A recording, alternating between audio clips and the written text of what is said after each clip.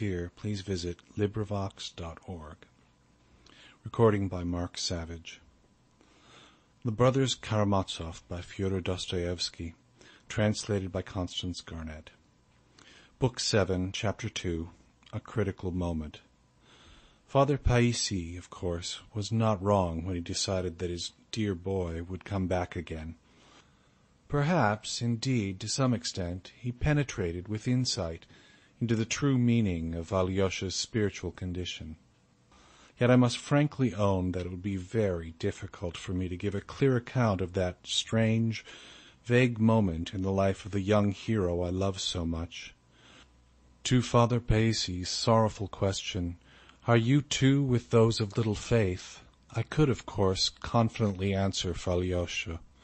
No, he's not with those of little faith, quite the contrary. Indeed, all his trouble came from the fact that he was of great faith, but still the trouble was there and was so agonizing that even long afterwards Alyosha thought of that sorrowful day as one of the bitterest and most fatal days of his life. If the question is asked, could all his grief and disturbance have been only due to the fact that his elder's body had shown signs of premature decomposition, instead of at once performing miracles? I must answer without beating about the bush, yes, it certainly was. I would only beg the reader not to be in too great a hurry to laugh at my young hero's pure heart. I'm far from intending to apologize for him, or to justify his innocent faith on the ground of his youth or the little progress he had made in his studies, or any such reason. I must declare, on the contrary, that I have genuine respect for the qualities of his heart. No doubt a youth who received impressions cautiously, whose love was lukewarm, and whose mind was too prudent for his age and so of little value, such a young man might, I admit, have avoided what happened to my hero. But in some cases it is really more creditable to be carried away by an emotion, however unreasonable, which springs from a great love, than to be unmoved. And this is even truer in youth, for a young man who is always sensible is to be suspected and is of little worth. That's my opinion. But reasonable people will exclaim, perhaps, every young man cannot believe in such a superstition, and your hero is no model for others. To this I reply again, yes, my hero had faith, a faith holy and steadfast, but still I am not going to apologize for him. Though I declared above, and perhaps too hastily, that I should not explain or justify my hero, I see that some explanation is necessary for the understanding of the rest of the story. Let me say, then, it was not a question of miracles. There was no frivolous and impatient expectation of miracles in his mind, and Alyosha needed no miracles at the time, for the triumph of some preconceived idea. Oh, no, not at all. What he saw before all was one figure, the figure of his beloved elder, the figure of that holy man who he revered with such adoration. The fact is that all the love that lay concealed in his pure young heart for everyone and everything had, for the past year, been concentrated, and perhaps wrongly so, on one being, his beloved elder. It is true that being had for so long been accepted by him as his ideal, that all his young strength and energy could not but turn towards that ideal, even to the forgetting, at the moment, of every one and everything. He remembered afterwards how, on that terrible day, he had entirely forgotten his brother Dmitri, about whom he had been so anxious and troubled the day before.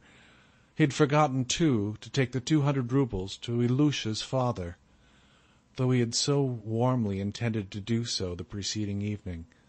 But again, it was not miracles he needed, but only the higher justice, which had been in his belief outraged by that blow that had so suddenly and cruelly wounded his heart.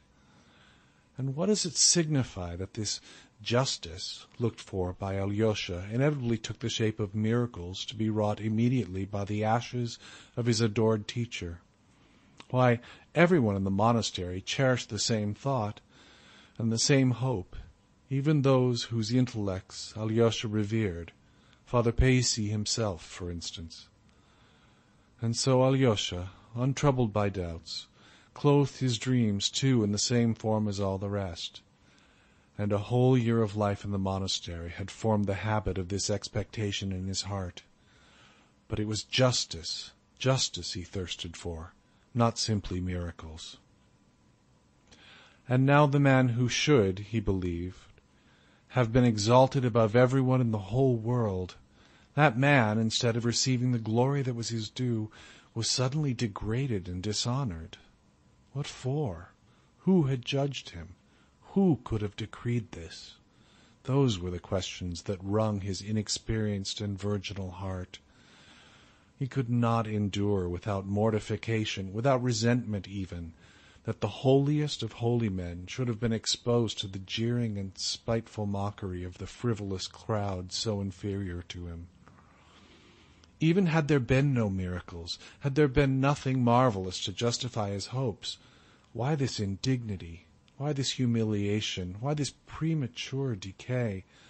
In excess of nature, as a spiteful monk said.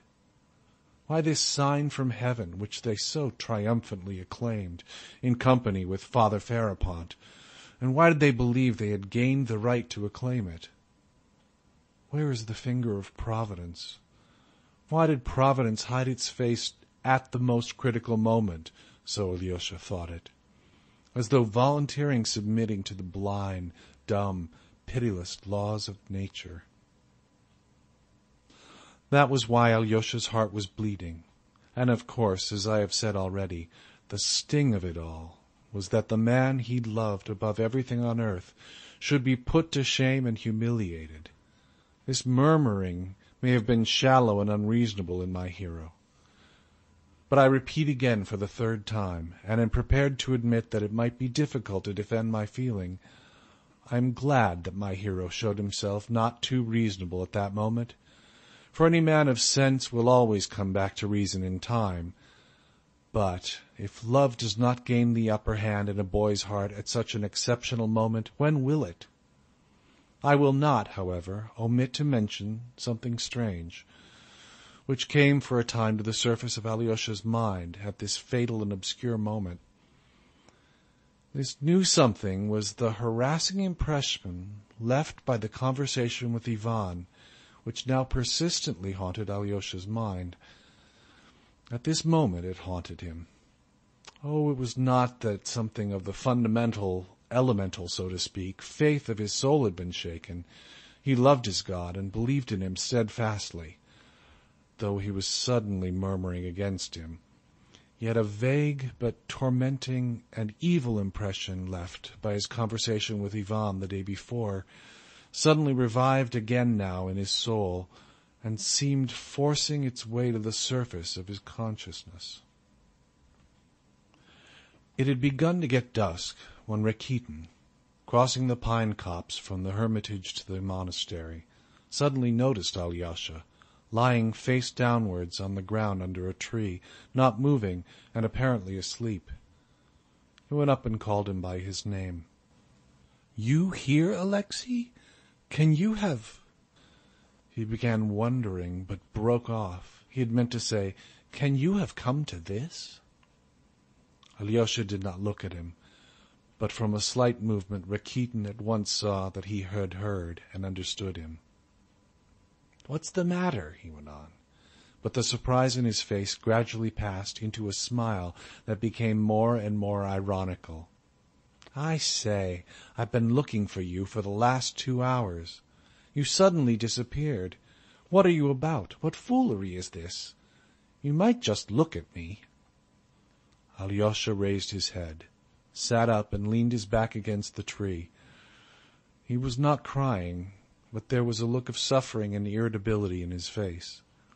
He did not look at Rakitin, however, but looked away to one side of him. "Do you know your face is quite changed? There's none of your famous mildness to be seen in it. Are you angry with someone? Have they been ill-treating you?" "Let me alone," said Alyosha suddenly, with a weary gesture of his hand, still looking away from him. "Oh, so that's how we are feeling. So you can shout at people like other mortals.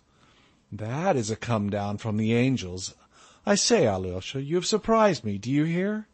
I mean it. It's long since I've been surprised at anything here. I always took you for an educated man."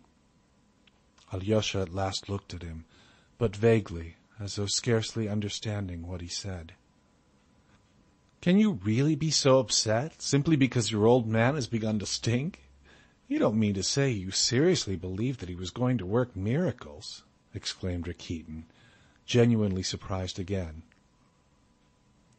I believed, I want to believe, and I will believe. What more do you want?" cried Alyosha irritably. "Nothing at all, my boy. Damn it all. Why, no schoolboy of 13 believes in that now. But there. So now you're in a temper with your God. You're rebelling against him. He hasn't given promotion. He hasn't bestowed the Order of Merit.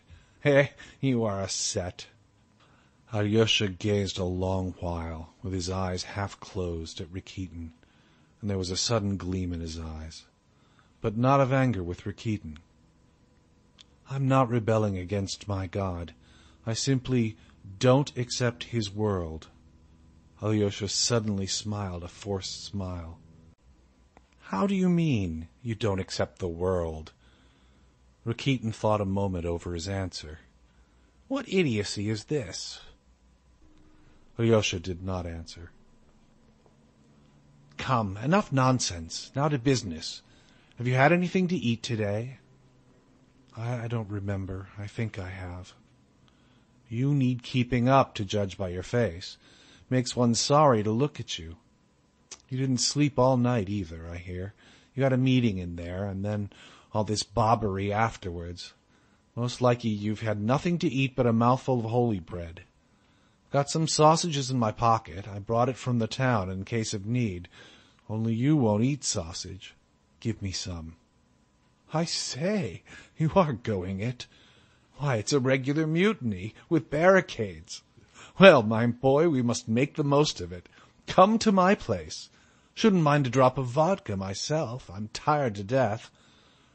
Vodka's going too far for you, I suppose. Or would you like some?" "Give me some vodka, too." "Hullo! You surprise me, brother." Rakitin looked at him in amazement. "Well, one way or another, vodka or sausage, this is a jolly fine chance and mustn't be missed. Come along." Alyosha got up in silence and followed Rakitin. If your little brother Ivan could see this, wouldn't he be surprised? By the way, your brother Ivan set off to Moscow this morning. Did you know? "Yes," answered Alyosha listlessly.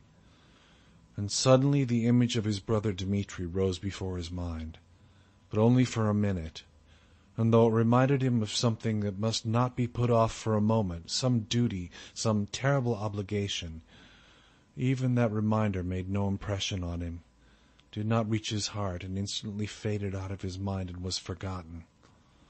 But a long while afterwards, Alyosha remembered this.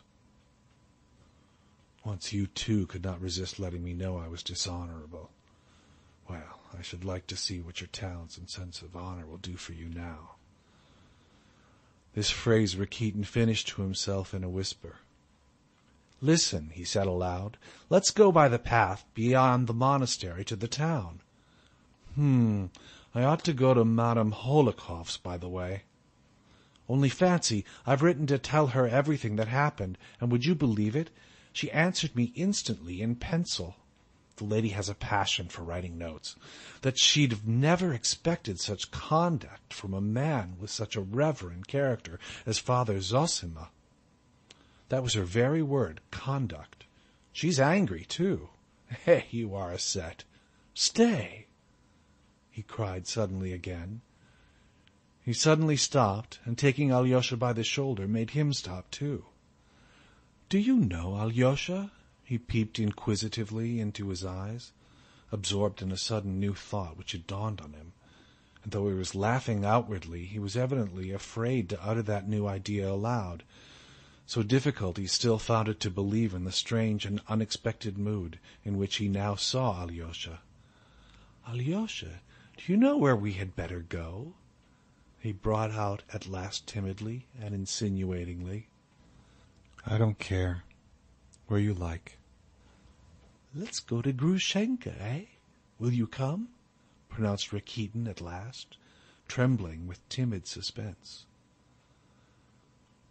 "Let's go to Grushenka," Alyosha answered calmly, at once, and this prompt and calm agreement was such a surprise to Rakitin that he almost started back. "Well, I say!" he cried in amazement, but seizing Alyosha firmly by the arm, he led him along the path, still dreading that he would change his mind. They walked along in silence. Rakitin was positively afraid to talk. "And how glad she will be, how delighted," he muttered, but lapsed into silence again. And indeed it was not to please Grushenka he was taking Alyosha to her. He was a practical person and never undertook anything without a prospect of gain for himself. His object in this case was twofold. First, a revengeful desire to see the downfall of the righteous, and Alyosha's fall from the saints to the sinners, over which he was already gloating in his imagination. And in the second place, he had in view a certain material gain for himself, of which more will be said later. "So the critical moment has come," he thought to himself with spiteful glee, "and we shall catch it on the hop, for it's just what we want." End of Chapter 2 of Book 7. Recorded by Mark Savage, Los Angeles.